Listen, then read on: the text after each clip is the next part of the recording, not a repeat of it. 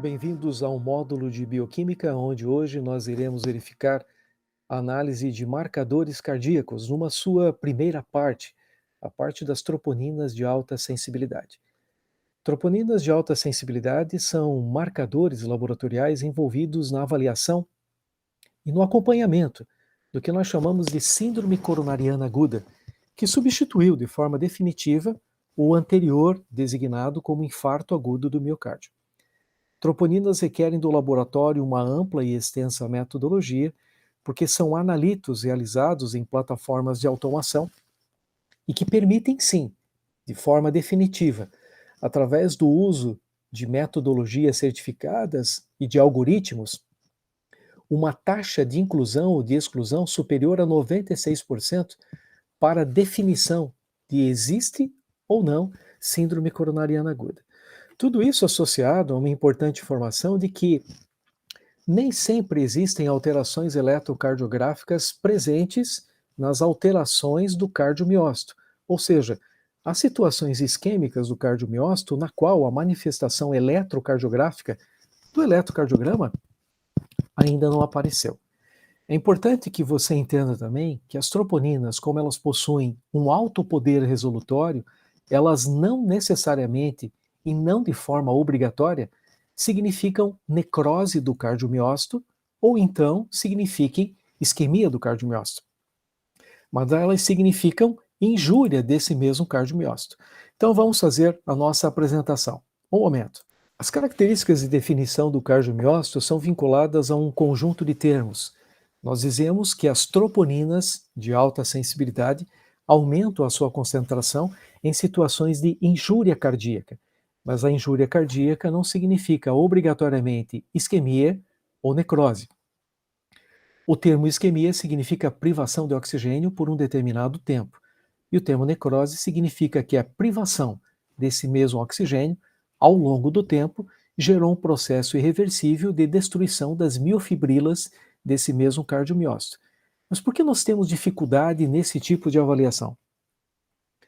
Os marcadores laboratoriais nessa modalidade das troponinas, eles possuem duas características próprias, a sensibilidade e a especificidade. A sensibilidade do ponto de vista de detecção de quantidades mínimas e a especificidade, levando em conta a característica ampla da individualidade desta determinação. Estamos diante de um marcador específico das alterações de permeabilidade da membrana do músculo cardíaco.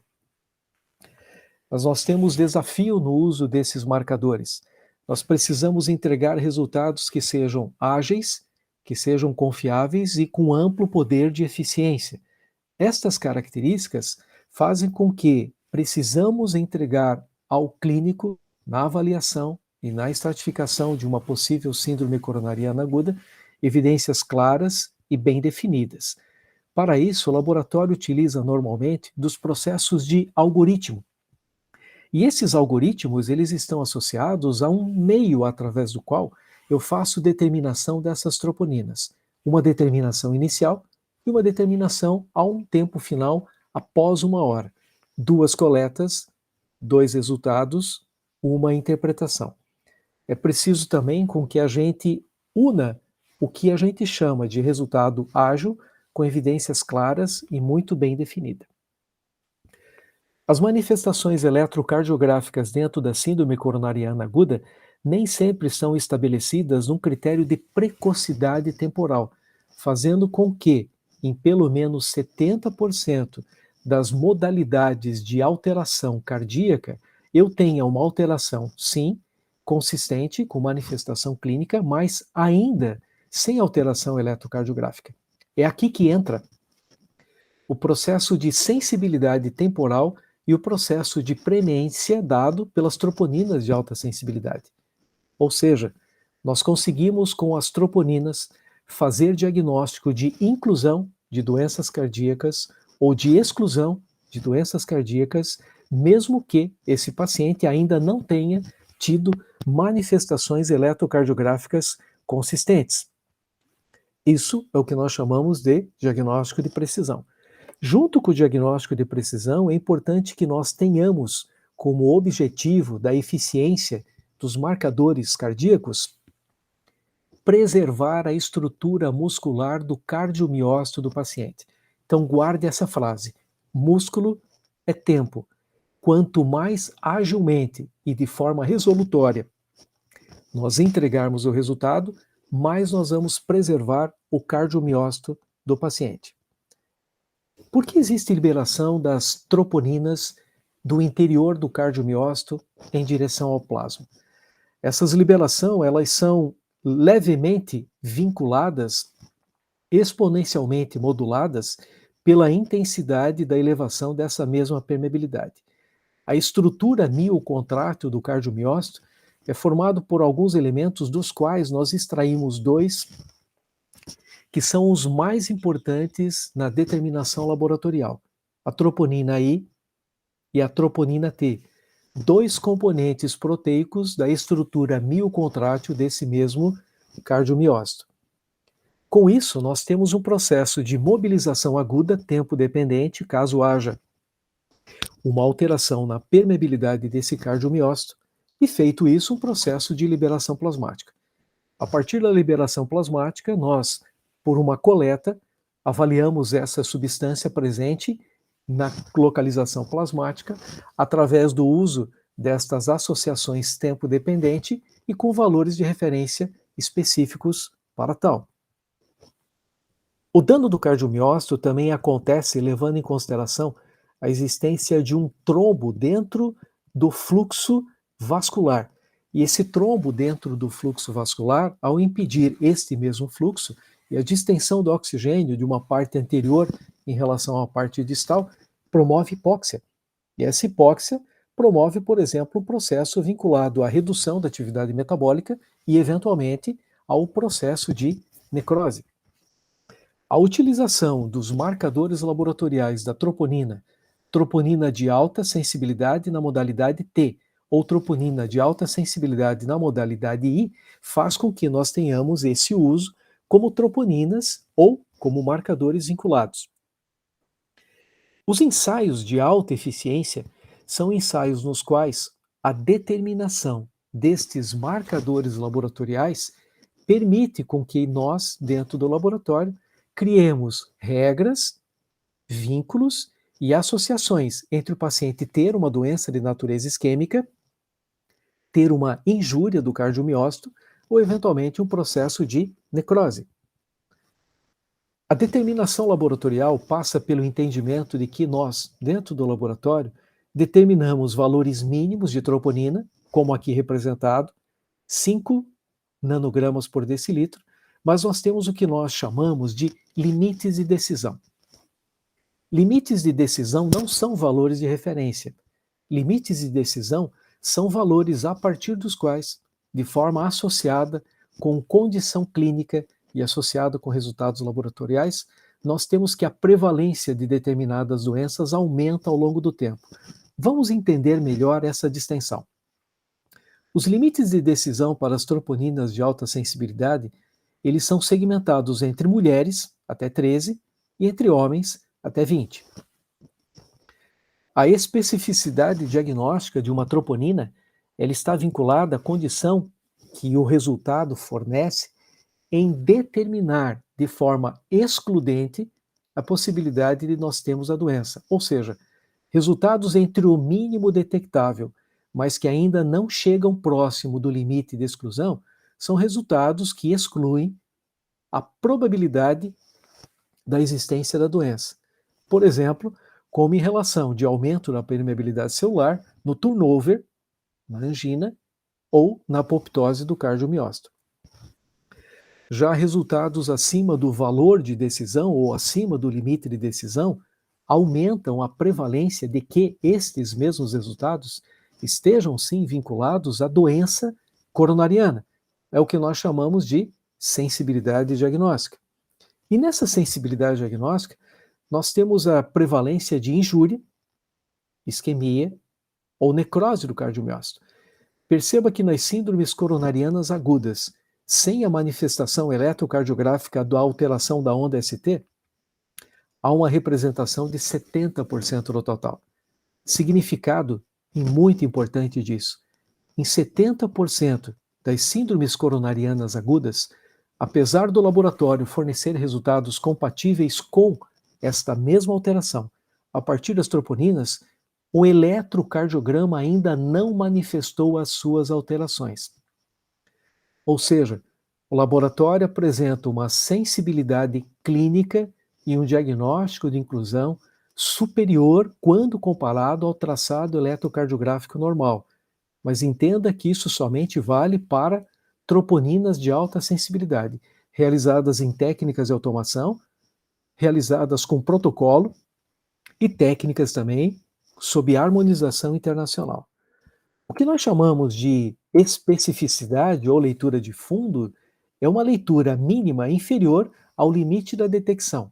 É como se fosse um controle amplamente rigoroso vinculado à metodologia para que nós tenhamos condições de avaliar o transcurso técnico dessa metodologia.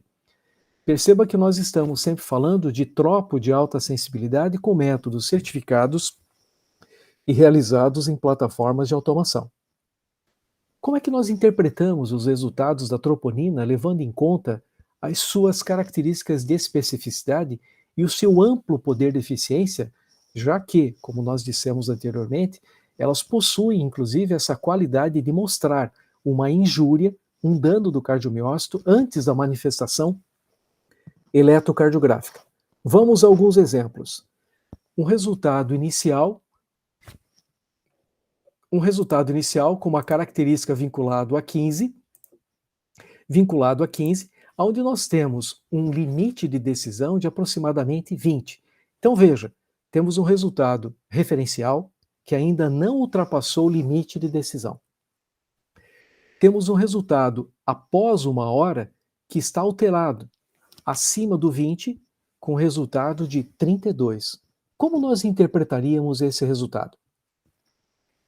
Quando a diferença entre as duas determinações da troponina, a primeira, chamada do tempo zero, e a segunda, após 1 hora, for maior do que 50% em relação ao limite de decisão, nós temos um diagnóstico de inclusão.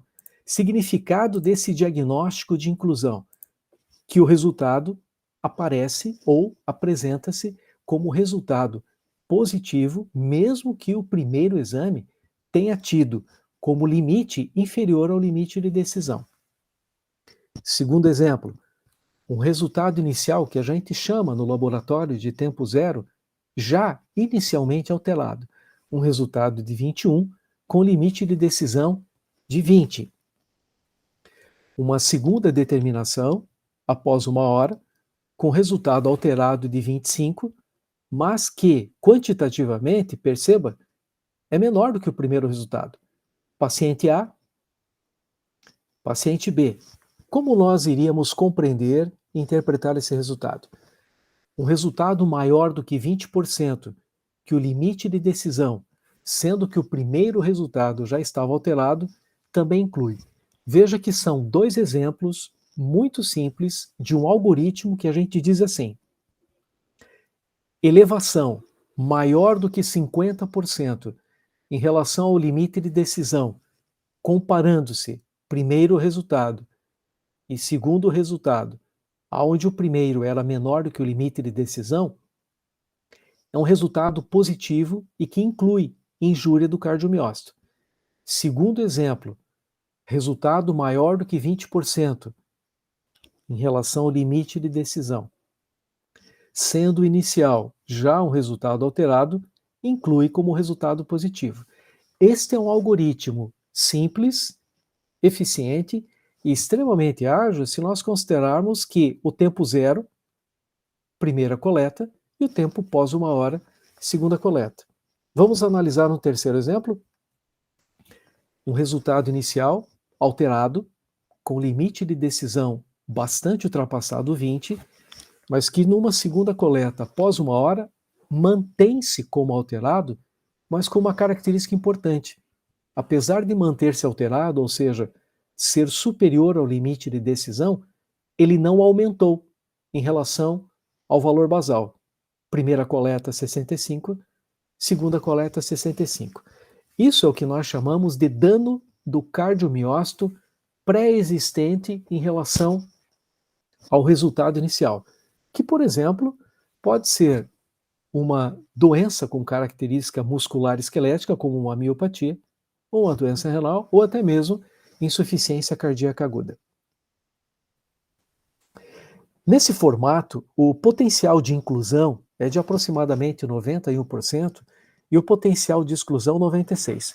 Perceba que é um algoritmo simples, ágil, de amplo poder de eficiência, mas ele tem um ponto mais importante na exclusão do que na inclusão.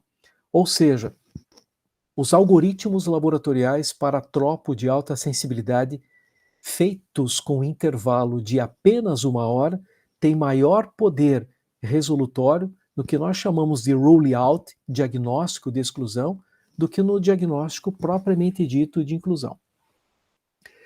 Na próxima aula, nós estaremos juntos para trabalharmos os marcadores da insuficiência cardíaca, notadamente os peptídeos natriuréticos atriais. Até lá e obrigado!